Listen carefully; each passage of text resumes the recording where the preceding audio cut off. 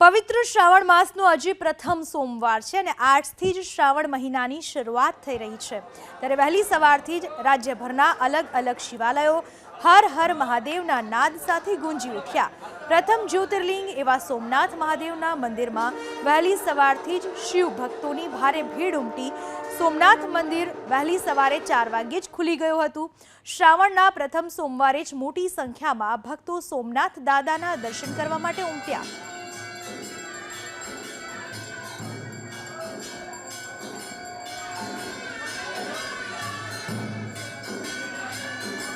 ભગવાન શિવના અતિ પ્રિય શ્રાવણ માસની આજથી શરૂઆત થઈ છે અને આજે પહેલો સોમવાર છે ને પહેલો દિવસ છે, જેને લઈને સોમનાથમાં શ્રદ્ધાળુઓનું ઘોડાપૂર છે તે ઉમટ્યું છે।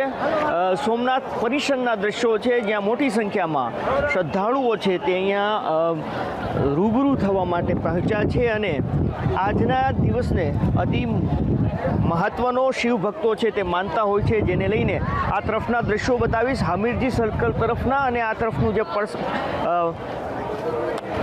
સોમનાથ મહાદેવ મંદિરની આગળના રસ્તો છે તેમાં જાણે કીડિયાળું ઉભરાયું હોય તેવા દ્રશ્યો અહીંયાથી જોવા મળી રહ્યા છે।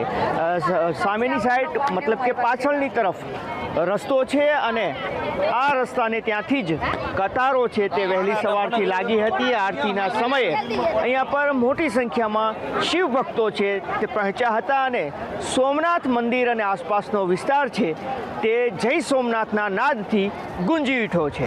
દિલીપ મોરી, एबीपी अस्मिता, गिर सोमनाथ। यहाँ के लोगों की भक्ति श्रद्धा देखते हुए बहुत अच्छा लगा हमको और यहाँ के हमको भी अच्छा लगा। हमारे साथ हमारे कुछ दोस्त लोग भी हैं, सब लोगों ने दर्शन किया। यहाँ की प्रशासन, यहाँ का शासन, यहाँ पे जो भी है खाने पीने का सारी निःशुल्क व्यवस्था है और यहाँ पे मतलब बहुत ही अच्छा लगा हमको।